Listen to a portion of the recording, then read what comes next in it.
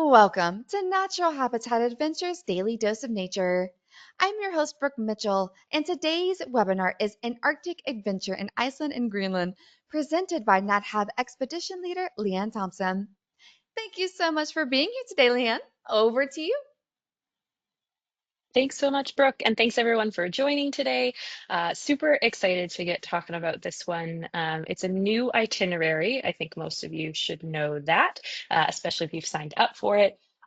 Iceland is such an incredible country. Greenland is so phenomenal. And so to be able to combine them and get like a little taste of Iceland, a little taste of Greenland, and do it all together I'm so excited for this trip. It's going to be an absolute blast. So we'll go through it and see what is what and how to prepare for it. First, I'll just introduce myself a little bit. So my name's Leanne. I live in BC.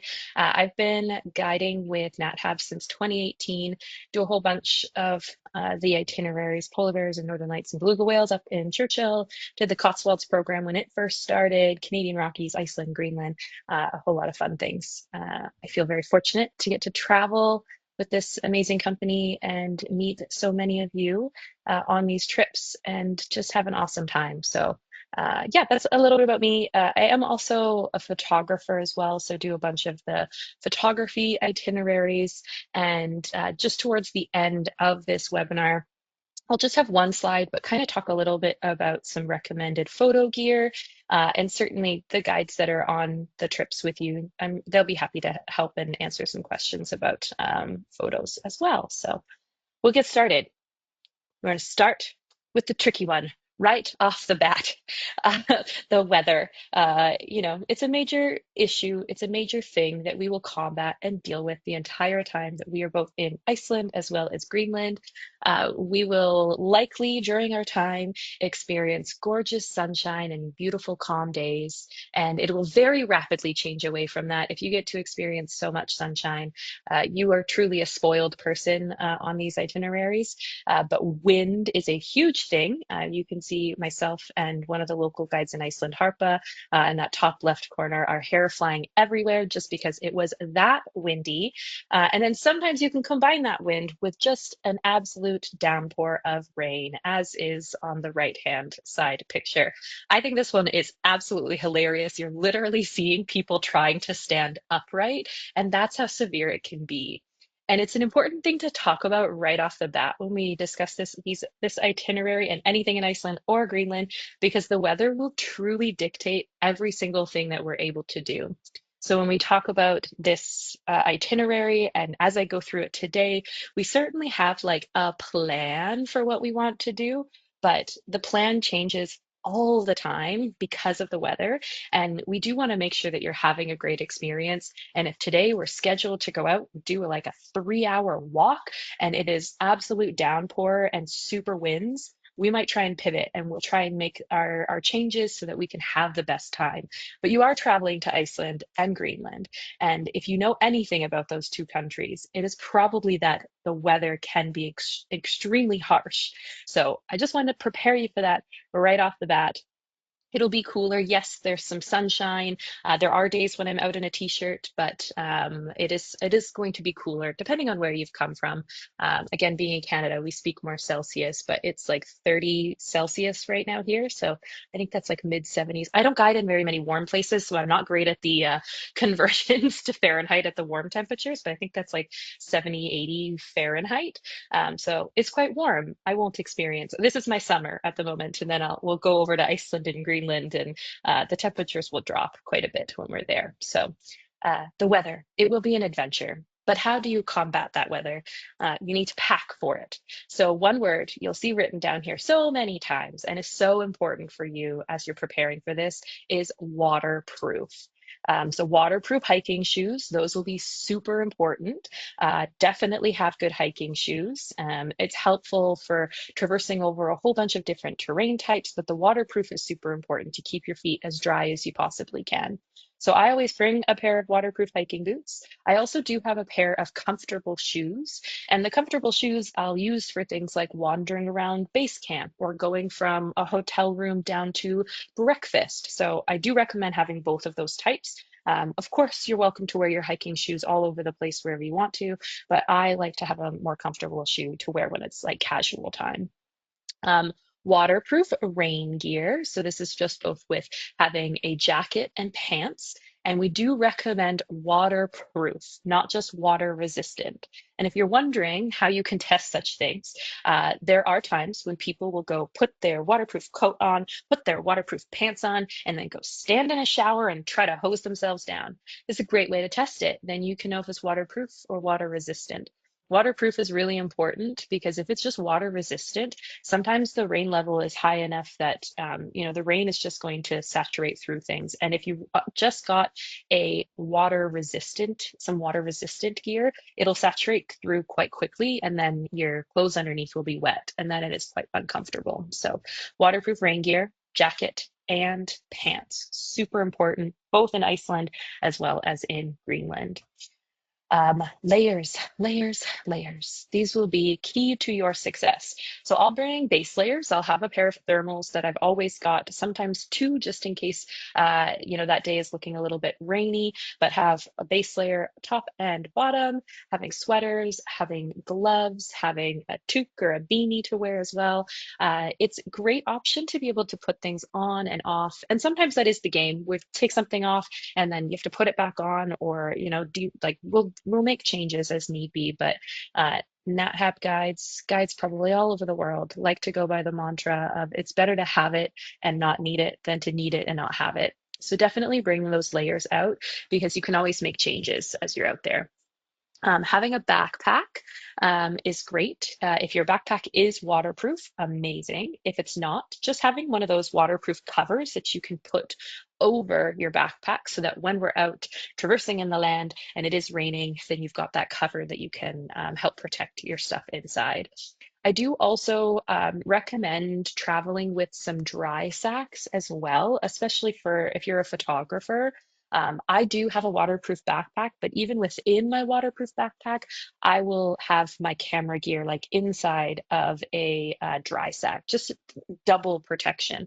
And again, if you don't have a waterproof backpack, having a dry sack, even to put some layers in and it helped to stay dry, it's super helpful. So definitely doing that. My backpack, I always make sure that it's got room for my binoculars, my camera gear, whatever I fancy bringing that day, as well as maybe an extra sweater or a change of gloves in case they get wet, whatever it is that I'm needing to do.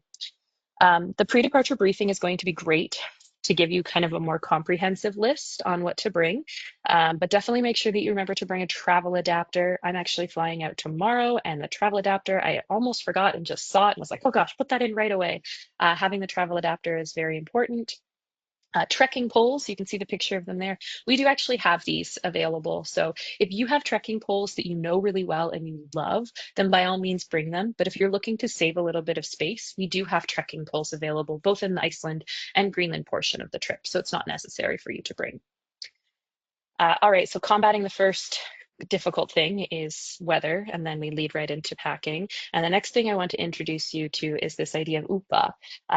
If you've watched any of the other Greenland webinars, this might be a concept that you've heard, but it's just kind of like a when things happen and we make the best of situations, and that's why we talk about this being like an expedition style journey. We have a plan, but we have to know that it's going to change constantly throughout that time, just because that's just how things go. So UPA is just we take a deep breath, accept the fact that we are not in control of everything that happens to us. Weather is weather, and then we make the best of what we've got. So know that your expedition leaders and the operations team and the Base Camp Greenland team and the local guides, everyone's working really hard to make your experience incredible. But sometimes it's just not going to go the way we want, and it's easier to just accept that now, which is a good thing to do. All right, we'll get a little bit more started in what to expect. So you'll land in Reykjavik, go through immigration. I've always found it to be quite quick. I think I've been quite fortunate. I've flown into Keflavik Airport, I don't even know how many times at this point, but many, many times. And I find the immigration is usually quite quick. Then you'll have a 1 hour shuttle from Keflavik to Reykjavik. You can check into the hotel at 3 p.m. that day. If you are getting in super early, because a lot of the flights do land pretty early in the morning, some people opt to book the night before at the hotel. And so that when they arrive and get into Reykjavik at 8 a.m., your hotel is there ready and you can check in right away. If you opt not to do this, the hotel that we use, they do have luggage storage, so you can leave your luggage with them, go wander around. It's right kind of in downtown Reykjavik area. There's lots of shops, there's lots of restaurants. If you've got a good weather day, it's an easy place to walk around, so easy time to hang out in Reykjavik, and then wait for your kind of 3 p.m. check-in time. Um, there are some ATMs in the airport. There's some in the downtown area, walkable from the hotel. You can take out cash if you fancy. Credit cards are pretty much accepted anywhere, though, so it's totally up to you as to what you might want to do. And if you're not familiar, we're going to obviously start and kind of do this itinerary or do this webinar in order of the itinerary. So we're obviously going to talk about Iceland first. So if you can find Reykjavik on the map there, if not, oh, there's the yellow star. You can see that. Keflavik is just a little bit to the left of Reykjavik. You might be able to see that one there. Blue Lagoon is listed there too. But land in Keflavik, make our way to Reykjavik, have our night over there. And then during our time, we will leave Reykjavik and we'll head kind of down the southeast coast, make our way to Kirkjubæjarklaustur and spend some time there. We head into Skaftafell National Reserve, which is part of Vatnajökull National Park. We're going to spend some time kind of in the highlands, Landmannalager, around that area, and then eventually make our way back to Reykjavik. And then before we head off over to Greenland, we do spend some time on the Reykjanes Peninsula there. And yeah, we're able to explore that before we hop back to Keflavik and head out. So just want to really show you guys that map there, just so that you can kind of understand the area that we're covering. Iceland, even though it's a small country, it's actually huge. It takes a lot of time to cover the area. We do have a 4x4 vehicle, so we're able to get into a lot of cool places and explore lots of this region. But we aren't doing like the whole around Iceland. We do have the separate Iceland departure, so you can always pair them together. And obviously, the stuff that we see on this itinerary is, for the most part, different than what we see on the whole Iceland itinerary. So that one we do a ring around and go all sorts of other places. So yeah, that's kind of a rough idea of where we're going.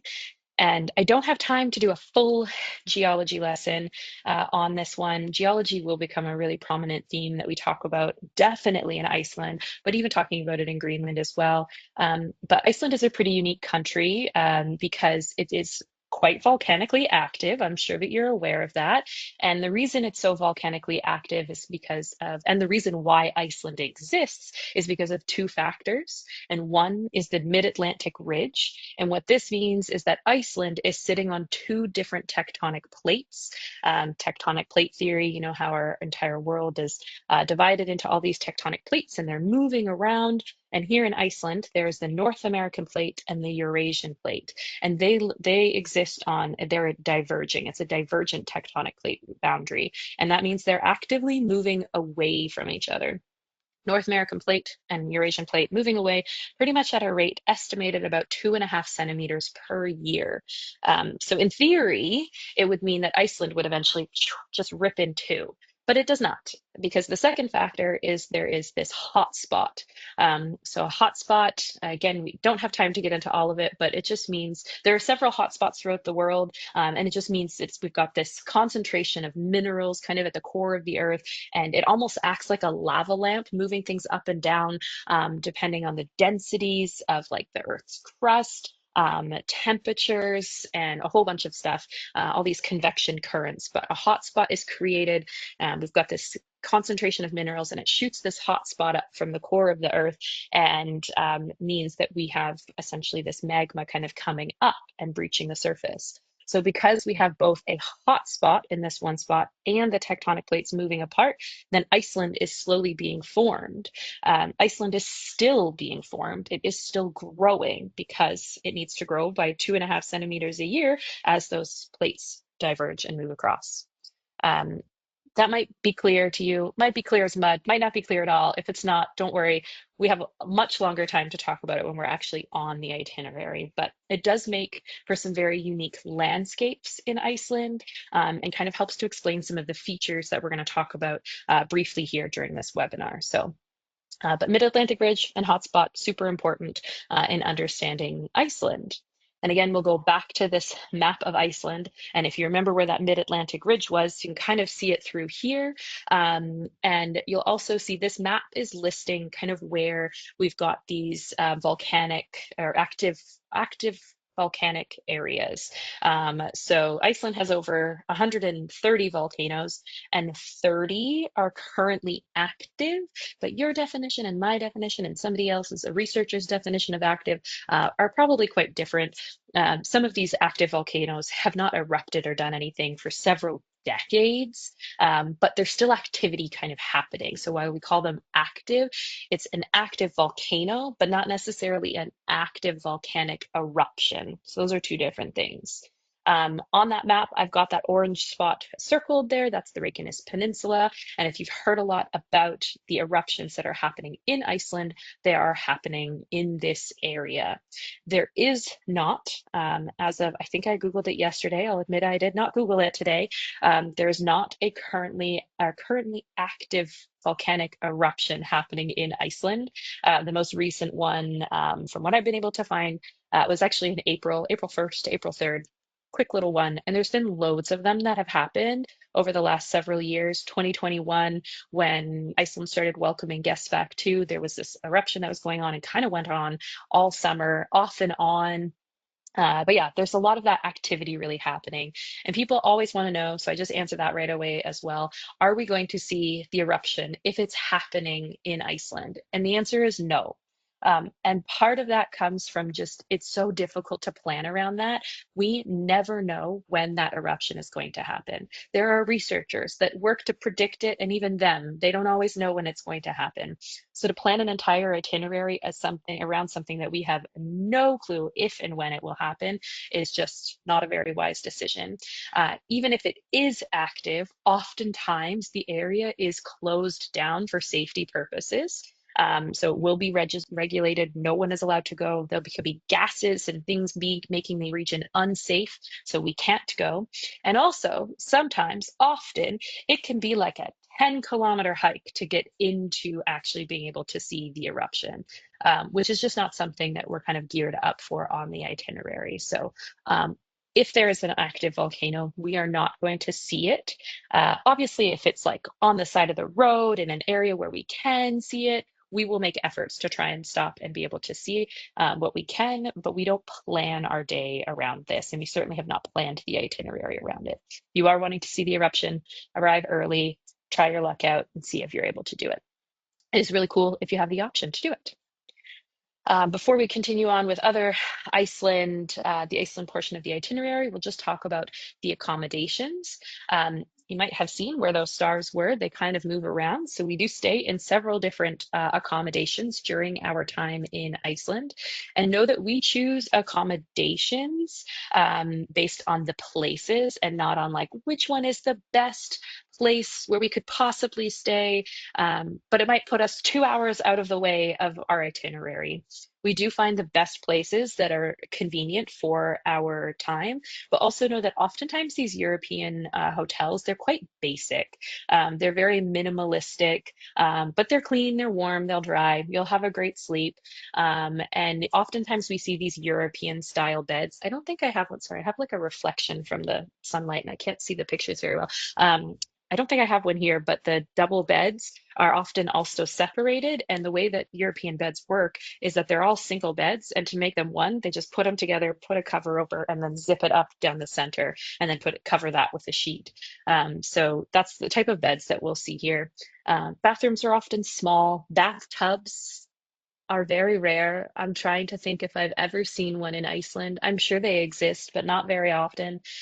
Showers are kind of what it is there. So they're very comfortable. They have darkening curtains pretty much everywhere in Iceland, which is very helpful because during these itineraries we have a lot of sunshine. So yeah, use those darkening curtains. They're very helpful. Um, Food, continental breakfast is kind of what we go with. Continental means a bit different things in North America than it does in Europe. So it'll have things like cured meats and eggs and homemade bread and some fruits and veggies and spreads and whatnot. People always find plenty. We do have some packed lunches. We've got some sit-down lunches. We do have a lot of set menus, and we have a couple of pre-ordered meals. And some of this is going to seem quite silly. I've pre-ordered meals, I swear, like 5 days in advance, but it's just what the hotels want. And that's also why we go with these set menus. European dining, if you're not familiar, is already something that people tend to do quite lengthy. Sitting down for a meal is an occasion, and it's not uncommon for people to sit down for 2, 3, maybe 4 hours to have a meal, sit down, chat. And obviously, we're there for a very different purpose where, like, we've had a busy day, we've been going since 7:30 this morning, and now we're sitting down at 7 p.m. for dinner, and people want to get back and shower and go to bed and be ready for the next day. So in an effort to help the hotels help us and help the restaurants help us, we do these set menus, we do these pre-order meals, just to make it sure that we can go through things smoothly and as quickly as we can, but know that it's not going to be a 20-minute service. But the food is really good. The food is plentiful. Um, in Iceland, we see a lot of fish and a lot of lamb, but dietaries can always be covered. If you're vegan, vegetarian, gluten-free, they've gotten really good at managing a lot of the dietaries. So I promise you, you will be well fed, and it'll be fun. Okay, we'll get into more itinerary stuff.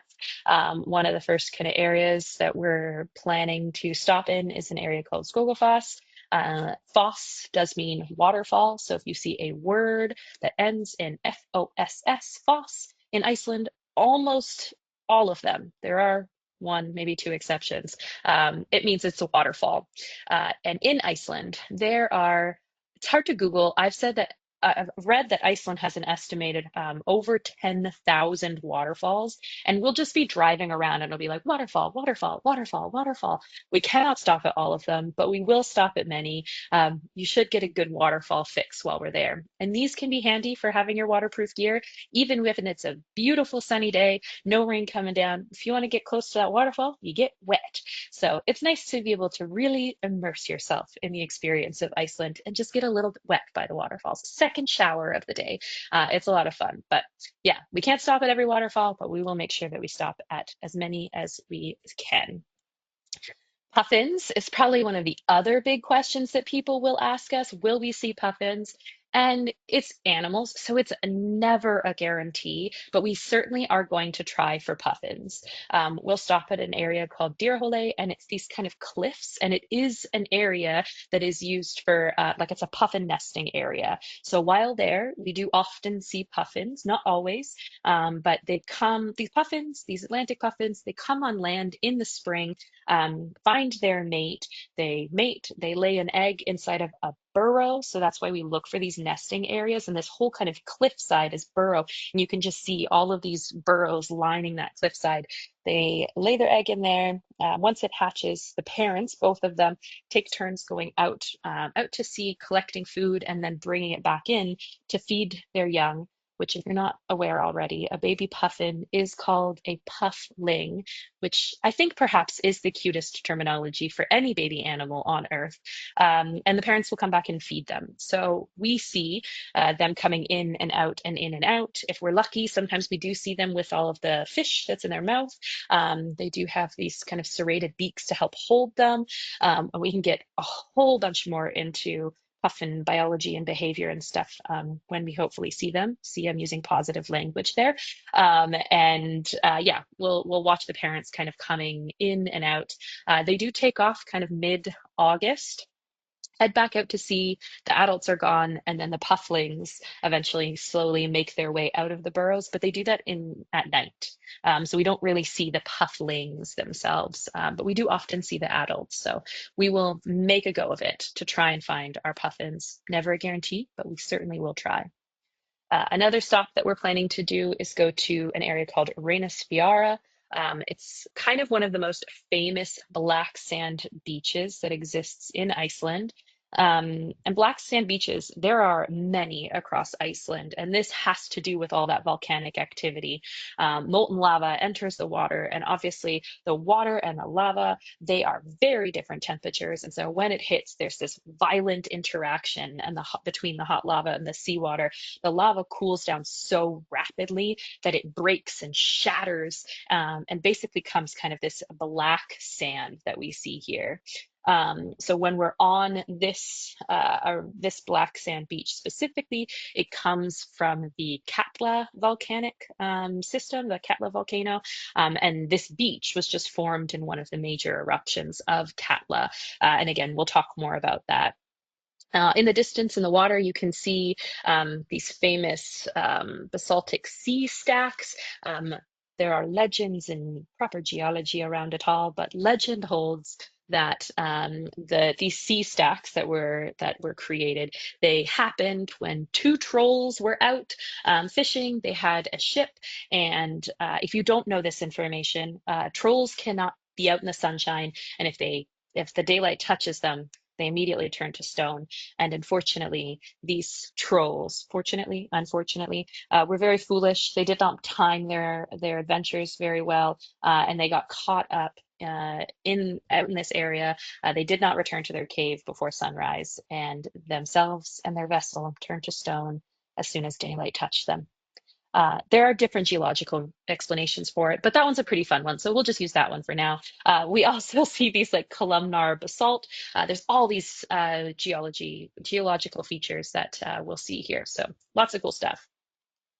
More geology, we can look at this canyon, Fjarðarárgljúfur. Uh, I'm going to learn how to say more of these much better. I'm good at many of our Icelandic words, but there are some that are just quite tricky.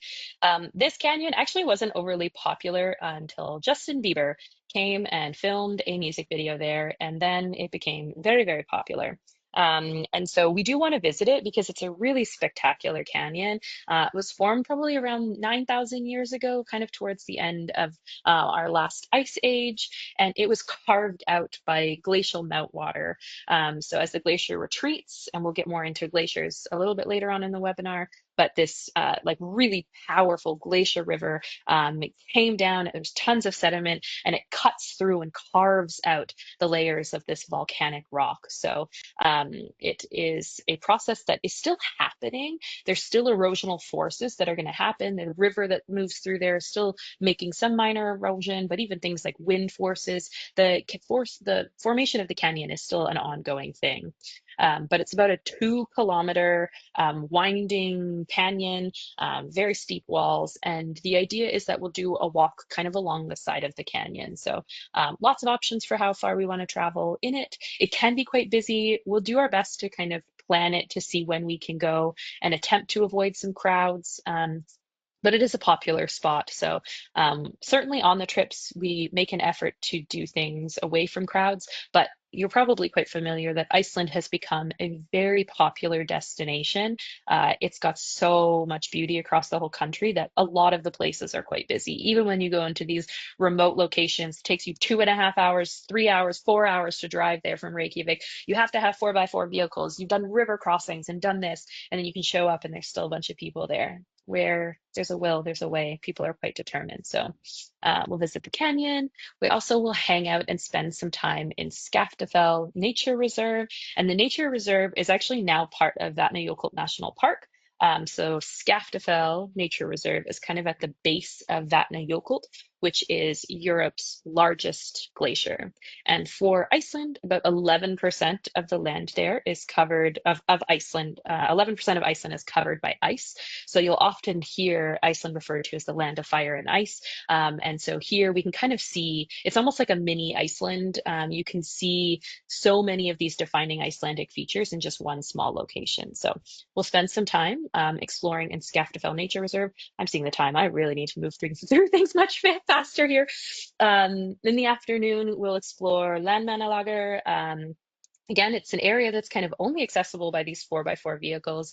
Geologically, it's very unique. It's in these rhyolitic lava fields, eruptions that happened, in the late 1400s, and these high silica volcanic rocks, and they've been weathered, and then we see so much color that comes out of it. So all the color is just dependent on the mineral content, but we've got reds and oranges and yellows and blues and greens, and then, mosses and lichens and everything that's kind of contributing to it.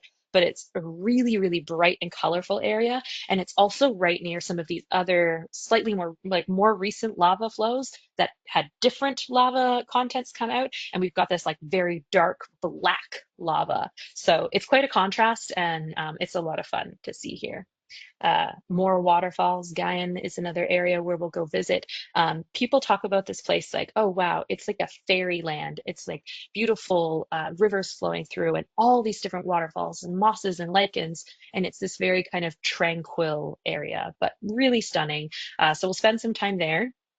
And then just before we head out, actually, we are making our way around before on our final day in Iceland, as we wait for our evening flight to get to Greenland, we do go to a lava tunnel. And this is a really cool thing. It's Iceland's longest lava tunnel.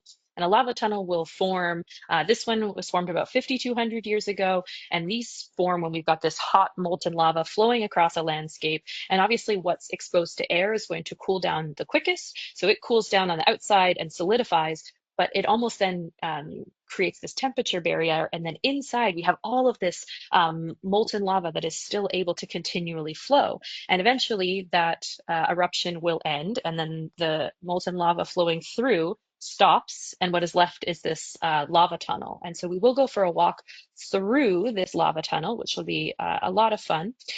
We can see lots of different colors here, and I've been in this lava tunnel, and one of the cool things is it almost looks like the walls are sort of like melting because of just like the temperatures that were experienced in there. But again, a lot of cool geological features. Last place that we visit before we head to the airport is this Seltun area, and it's a high temperature geothermal area in Iceland. So we end up, again, we're on that peninsula. I've put that map back in the corner there, but along the Reykjanes Peninsula, we have these like boiling mud pots and fumaroles and steam kind of coming up all over. You can imagine it does smell a little bit too. There's a lot of sulfur smell, but it's really cool. Again, quite colorful, and a really neat spot to take some photos. So that's kind of our last place that we'll visit. And then we'll go back to the airport. NatHab, we do try to charter flights wherever possible, and this one's just not possible to charter flights from Iceland to Greenland. So we are hopping on a regular departure. So we'll get to the airport, have our like 2 hour window before that we'll get there, check our luggage, and make our way over to Greenland. I have a fun little graphic. Whee! So that's where we'll go. So we head over into kind of this southeast corner of Greenland. So we will land in an area in a little town called Kulasuk.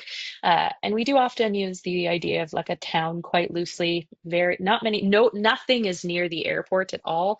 The picture on the bottom left, that is the backyard of the airport. And then you have to travel to go get into town. But our plan is we'll land in Kulasuk, and we immediately actually leave Kulasuk, and we will go on to a different location. But yeah, how we get from Kulasuk to Disilak, which is our spot where we'll overnight, is totally weather dependent. Helicopter or a boat might take us there. So But we'll jump into our Greenland accommodations. These ones are very basic as well. Definitely more basic, more dated than much of our ones in Iceland, because they just don't have like this area of Greenland. It's not like people are coming and traversing all over the place and experiencing everything that Greenland has to offer. There's just not the volume of people. So I spoke about how Iceland, we're going to see a lot of people, and in Greenland, we just don't really. So they just don't have the infrastructure. There's no need to have all these massive hotels and update this and update that. But again, it's comfortable, it's warm. You'll have a great night's sleep, some pretty great views from the hotels as well. But know that the accommodations are pretty basic. Then we stay here. So Greenland meals as well.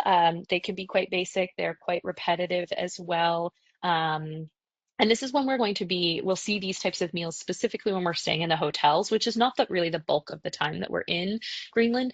The food, again, is plentiful and we can work with dietaries. So don't worry about dietaries being difficult.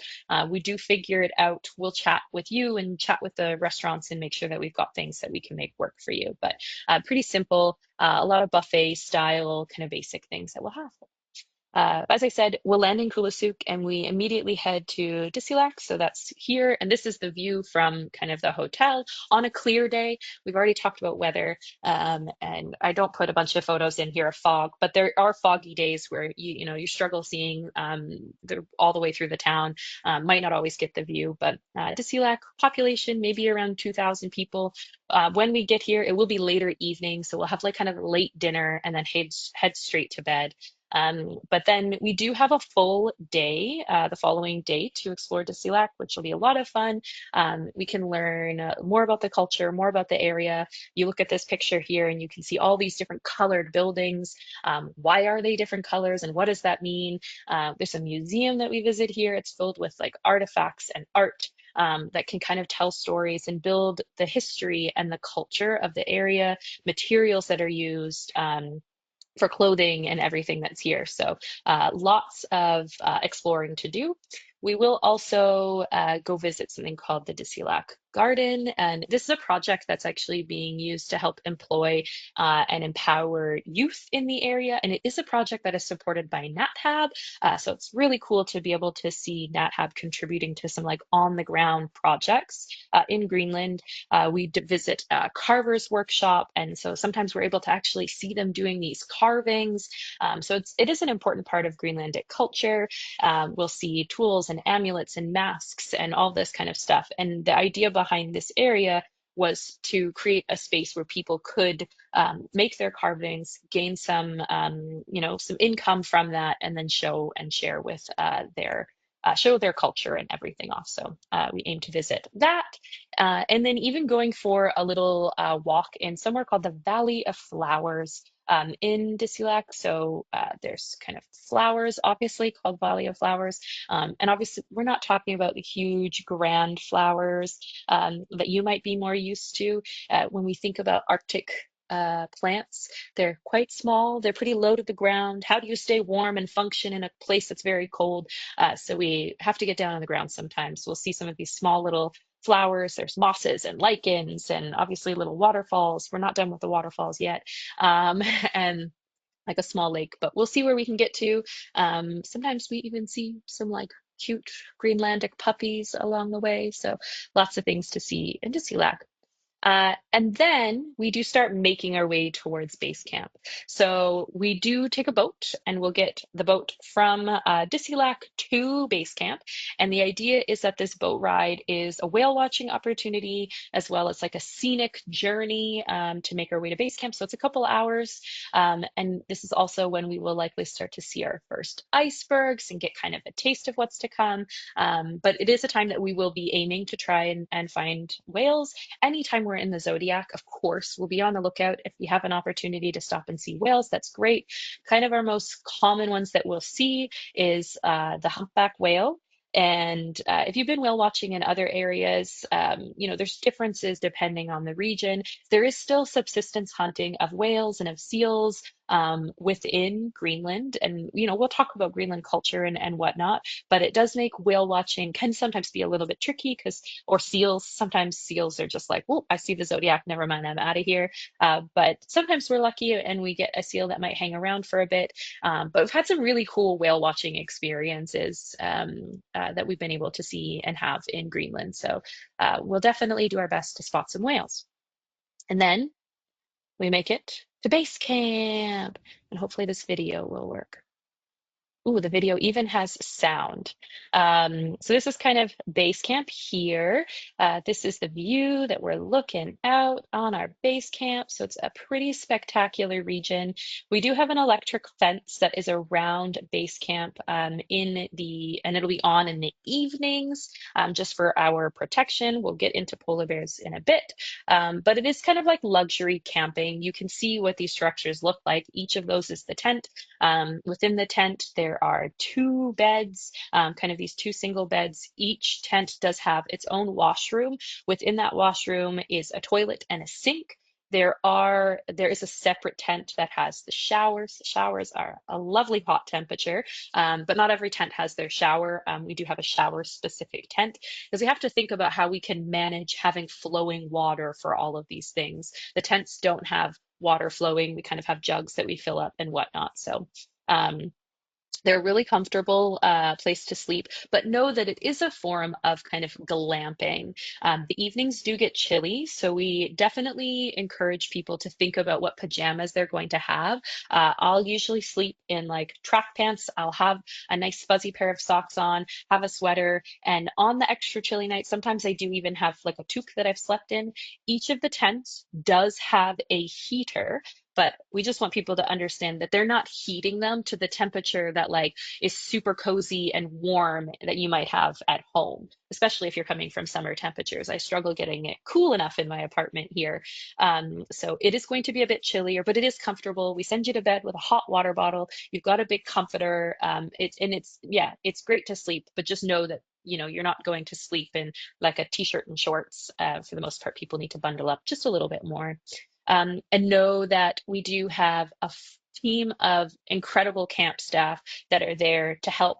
They are managing the camp, they are keeping it clean and keeping it warm, keeping our water running, and also feeding us some really incredible food. We do have a chef that we bring in specifically for this. And so our food that we eat at base camp is absolutely delicious. So we are so thankful for the team at base camp. You'll get to know them, get to hang out with them, get to chat with them a bit.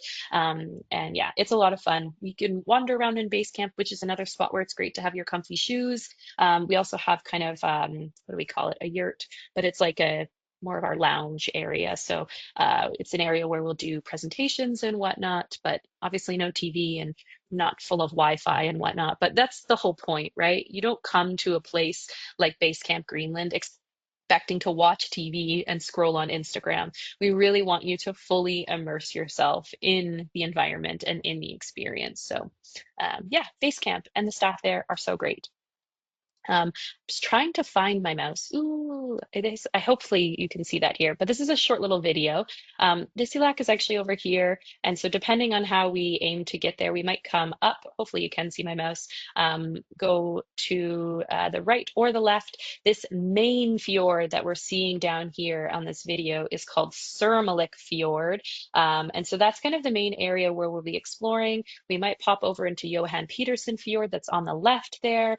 We're just flying kind of directly over where our base camp is, and we'll see how far we get. We certainly don't get all the way up here because that would take several hours worth of zodiacing just to get to the end here. But it's a cool video to see that the glaciers that are coming and kind of pumping out directly into Surmalik Fjord. And these glaciers, these glacial tongues, this is why we are seeing so many of these icebergs as we come. I'll cut it off here and just want to show you that this is kind of an easier map. So again, hopefully you can kind of see where my mouse is, but Disulac, so we'll hop in our boats and we might come up this way and come along here. We might come this way and come along into Surmalik. And it just depends on the captain of the boats, what the weather's doing. And we don't have an answer to that. our base camp is here. There's this tiny little town, Tinnet, that we can that we'll visit. But yeah, we'll just be kind of exploring in this region in Sermelik Fjord, Johan Petersen. We'll do everything that we can and see as much of this region as we can. So obviously how to do that is going on zodiacs. I love this picture because it shows how huge some of these icebergs are. So this is like a taste of what you're in for, of cruising through these giant towering icebergs that have calved off of the glaciers. There can be tons of colors and stuff in them. But when we leave for the day, we do typically get in, we'll have breakfast at base camp, get geared up, and we head out for the day. We bring a packed lunch with us, not every day because we've got different plans for our days depending on weather and what we're wanting to do. But oftentimes, I think usually we aim for 2 of the days. We leave in the morning, we bring a packed lunch, and we can be out for 8 to 9 hours. This can have obviously exposed time with cold and wind and rain. We're being on the zodiacs, and even when it's like a warm, sunny day in Greenland, being on the zodiacs, being surrounded by all this ice, it's quite cool. Those temperatures are pretty cool.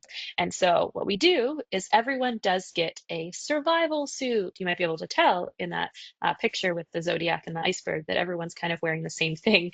So the survival suit will act as your life preserver, as well as being a great wind and rain preserver and some insulation. So when we get to base camp, everyone does get geared up and we give everyone a survival suit. So it's really helpful for our time on the zodiacs.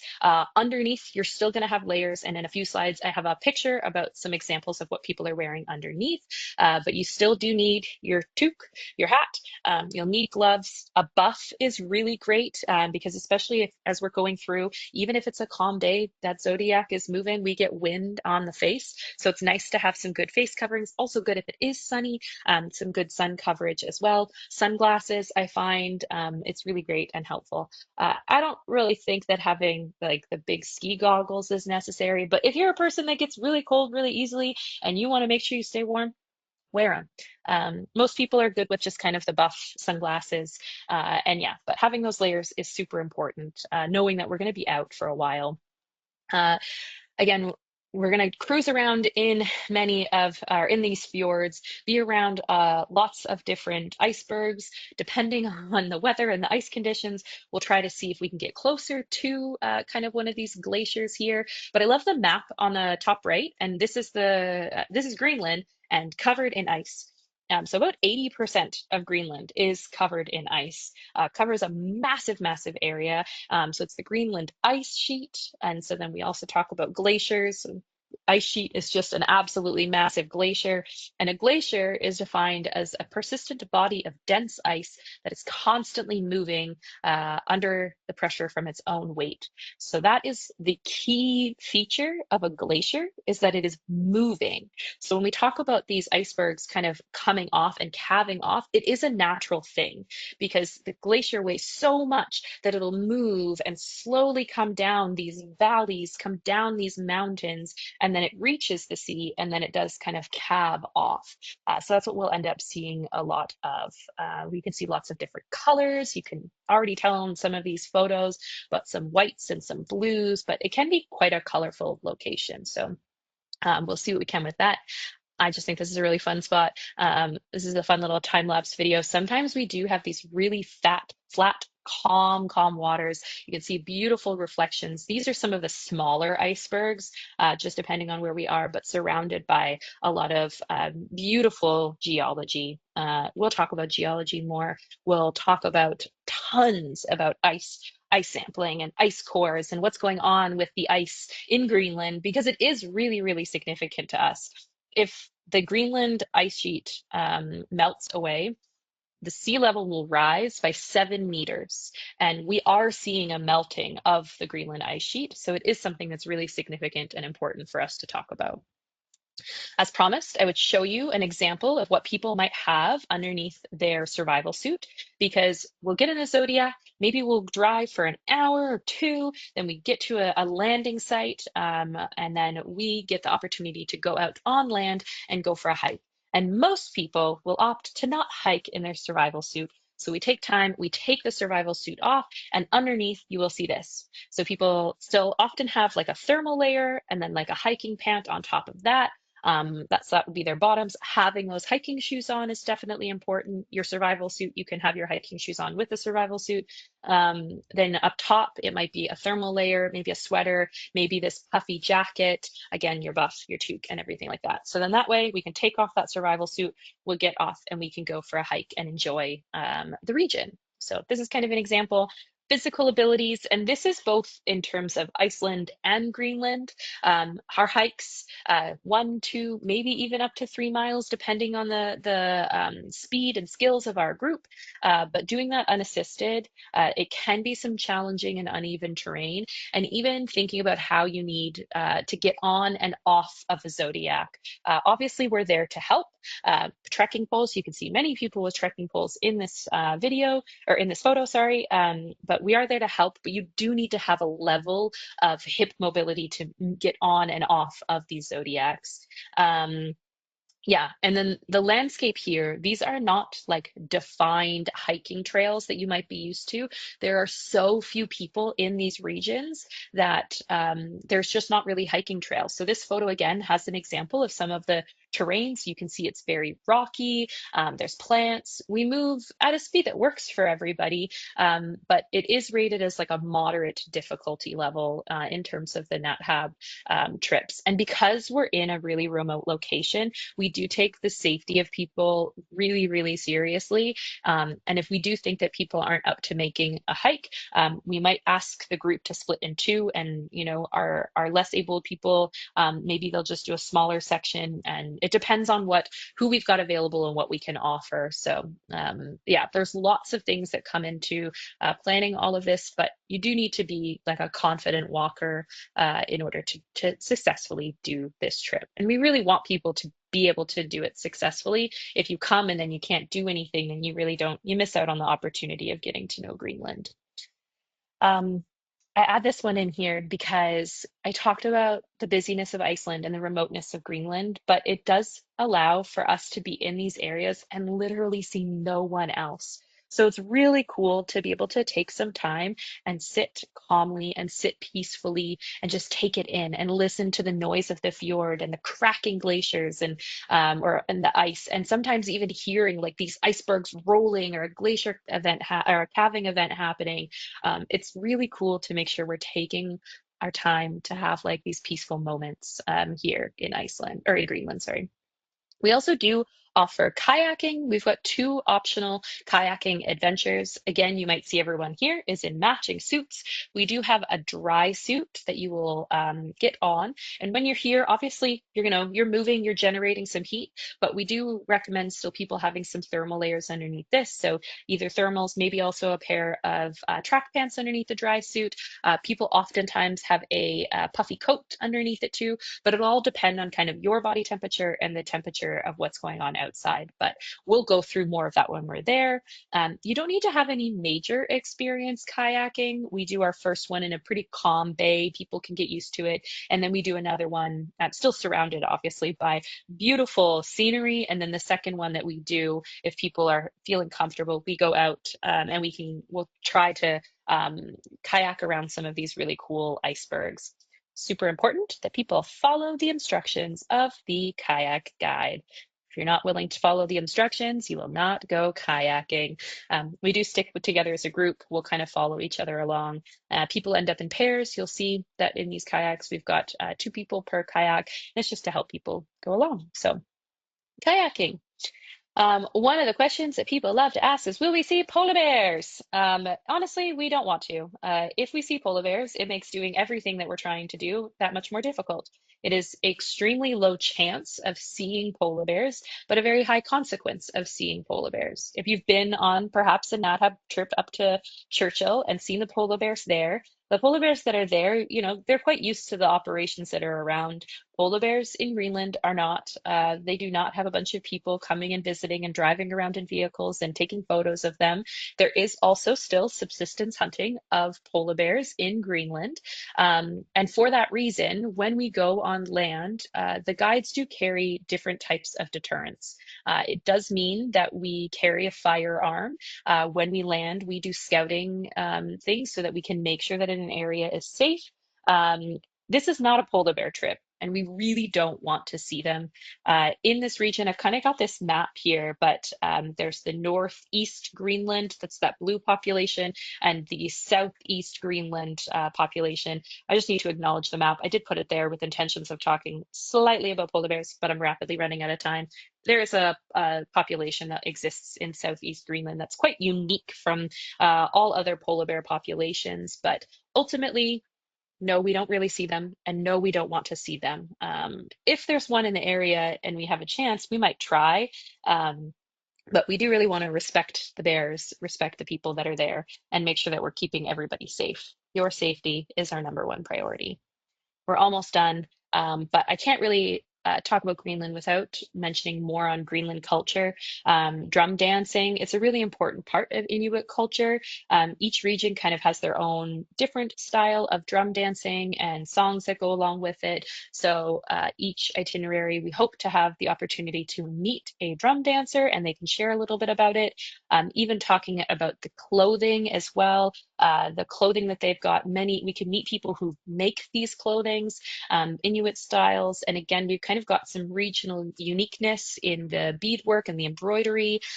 It's often made with animal skins or wool or fabrics, but it's a really proud thing to be able to for these folks to be able to share off some of their Greenland culture. So whether it be drum dancing, whether it be their clothing, whether it be Greenlandic dogs.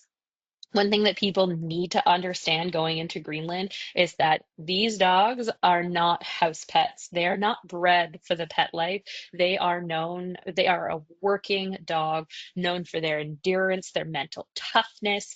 They can be territorial, sometimes aggressive, especially if not handled properly.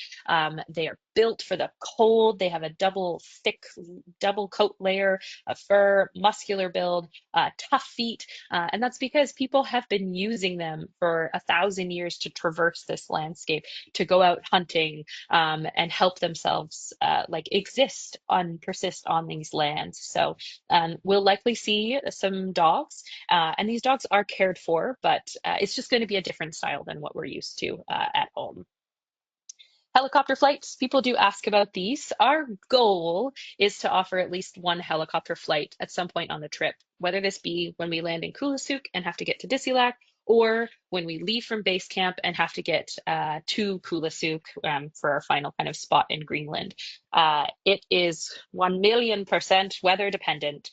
If we can't fly safely, then we won't. Obviously, we really hope to be able to offer this, but it's just out of our control to be able to do all of this. So if we are not able to fly, then that's why we'll use boats. And even with that, we do have a lot of flexibility in the itinerary so that if we need to depart later or earlier because of storms incoming, we have that flexibility so that we can make sure everyone is safe. Before we leave Kulusuk, we do an ice walk. So this is our opportunity to get on top of a glacier. It's not that big of a hike. It's a little bit uphill, but nothing too difficult. But it is a really cool opportunity to see the ice from an entirely different perspective. We'll have spent this time in a fjord surrounded by icebergs, and then be able to walk on the ice is just a whole other perspective. We'll have glacier guides that are here with us and can share more about that. And then we head back to the airport. This time our graphic goes in the opposite way. We fly back to Keflavik. It is an evening flight. We are at the mercy of Iceland Air flight times. It's an evening flight, so we do get back to Keflavik International Airport, not in Reykjavik. Remember, that's about an hour drive. We'll get in there later in the evening, check into a hotel. We'll be aiming to order some food and just kind of pick some up, and people kind of send you to bed with just a quick bite. We'll have had some food available to us earlier, but the flight essentially happens over dinner time, and not a lot of food is really offered on the flight. So we just kind of snack and eat bits and bobs around that. But we will leave Greenland, head back to Iceland, have one night in the hotel in Keflavik, and then people have the option of obviously heading home or go and explore more of Iceland. Last slide before we're done. I'm sorry, it's taken a full hour. Camera gear. I have a Canon R5, so I'll bring that around. Lenses, I do have like a 100 to 500, and I often will have that on. Say we are whale watching, I'll typically have that on for that. Maybe if we're in an area where we've heard Arctic foxes are around or the puffins and we're trying to take photos of those, again, keep that lens on. I have a 70 to 200 as well that I'll throw on sometimes too. That's fun to get a little bit of a different perspective. Sometimes I use it for wildlife, sometimes I use it for landscape, but then I do have a wider angle camera lens that I would use for kind of my big, grander landscapes. Binoculars, we definitely recommend having binoculars. A cell phone makes a great camera as well. The tripod, I don't carry around a tripod. If you're a hardcore photographer and you've got a tripod that you know well, that is lightweight, sure you can bring it. But to be honest, I find them to be more cumbersome than they are of a benefit. If your aim is to go and like take hardcore photos, you can look at it, but it will limit your ability as to how far you can get, how much you can explore. So for the most part, I don't really recommend having tripods with you. You've got a small one, but with the wind, if you put a heavy thing down, wind knocks everything down, it can be a whole thing. So keep yourself as lightweight as possible, and it gives you the movability and flexibility to do things. All right, Brooke, I'm sorry I took so long. Hopefully we still have a little bit of time to do some questions. It's just such an incredible place, so hard for me to stop. I actually did cut things out. I was going to say more, but I'll throw it back to you. You can ask some questions now. No, that was great, Leanne. And it's a really big itinerary. You had a lot to cover. Hmm. So thank you so much for that. I feel well prepared. I'm sure that everybody who's going in, they would are on this trip that they feel much more prepared too. Everybody, Hmm. if you want to stick around, I'll ask a couple more questions. And I know we're past the hour, but it's okay. This is the great time to talk to a guide of this trip. So put them in Yeah. your control panel, and we will try to get through a few before wrapping up today. So, yeah, this is a good question. Would you recommend a monopod versus a tripod in these situations? Again, I've not really seen many people bring monopods on, and I still think the same thing. They're kind of more cumbersome than anything else. Opportunities to use them, like you're not really going to be able to use them on a Zodiac when we're out doing that. You can certainly try and use them on a couple spots during the hiking things, but I am of the opinion that the more gear you carry, then the harder it is for you to carry around, and the less mobile you are, and it just becomes a little bit more uncomfortable. So a monopod can work, and especially, if you have a hard time stabilizing your camera gear, but mostly, no, I don't really do much with monopods or tripods while I'm there. Great. And of course, a common question with this particular destination is insects and biting bugs or mosquitoes or anything like that. Could you elaborate a little further? What is the situation when it comes to insects? Should people bring repellent or is that not necessary? What in your experience should people do? Yeah, I like that people call it the situation. It's such a good way to describe it. In Iceland, lovely Iceland has no mosquitoes, so that's a great benefit. They do have some other bugs like midges and stuff that can sometimes be a bit annoying. Greenland, you can get bitten, you can get eaten. I've had entire trips where I haven't hardly seen a bug, and then there's other trips that, people are kind of smacking things. So typically when we're out, we do have our long sleeve covers because it's not, 80 degrees out. So we do have a good amount of coverage. Bug spray, you can certainly bring it if you would like to. Bug nets, we typically have available as well. So people can travel with bug nets so that we avoid kind of having them in our faces. But the bugs, sometimes they're there, sometimes they're not, but be prepared for them. It's better to be prepared and go in being like, all right, it might be a buggy time, and then what a pleasant surprise if it's not. So it can be buggy, yes. Yeah, that's a great mindset. Next, does the same travel adapter work for both Iceland and Greenland? Yes. Perfect. Okay. Yes to that question. Short and sweet on that one. Yeah, on the last one, if you could just talk a little bit more, what is the timing of these days? What's like the normal wake up time? What is the normal like bedtime? Just yeah, Mhm. what does an average day look like? I would say average, usually breakfast kind of starts around 7. There can be some variability, but yeah, average, probably breakfast start around 7. Typically getting ready 8, 8:30, heading out for the day. In Iceland, there are some hotels that we stay at for 2 nights, but sometimes we're just there for one. And so we'll pack up, get ready, and then go out for the day, and then come back and get to the next place. Typically, I would say returning back to base camp or returning to hotels can be like 5, 6, 6:30 p.m. Have a little brief downtime depending on the day. Prior to dinner, we'll do dinner, typically kind of 6:30, 7, sometimes 7:30, and then straight to bed after that. So they are long days, but we do specifically do that. We want to fill and see as much as we possibly can during our time. Like, you don't, obviously rest is important, but we don't come to have 12-hour sleeps on these adventures. So, yeah, lots of time to get a proper night's sleep, but they are pretty long days. Absolutely. Sounds very fun to me. I'm sure I hope everyone else sounds very excited for this adventure. I wish I was joining all of you in the field because this sounds amazing. But Leanne, we are past the time, so I will turn it to you for any last closing comments. Yeah, thanks everyone for joining. I love both of these countries. They're both so special. They have incredible things to offer. They can beat you up a little bit, but in the end, you go home with just amazing stories. Meet some phenomenal people in both Iceland and Greenland. So, yeah, they're really wonderful journeys and well supported by so many people along the way. So, hopefully, you're able to join. If we didn't get to your questions, ask your adventure specialist. They can certainly help out. Look in the pre-departure briefing, but I hope to see you out there. I'm guiding one of the trips this year. There's two of them this year, I think a couple more next year, but yeah, lots and lots of fun, and I hope to see you out there. Thanks for joining. Yes, and Leanne, thank you so much for taking the time to present to us today. And I would like to thank everybody who tuned in. Join us Monday for our next daily dose of nature. You can check out next week's lineup, including registration links on our website at nathap.com/webinars, and keep an eye out for our Sunday e-news announcement. We did record today's presentation, and we will have the replay available on our website soon. With that, I will conclude the webinar. Goodbye, everybody.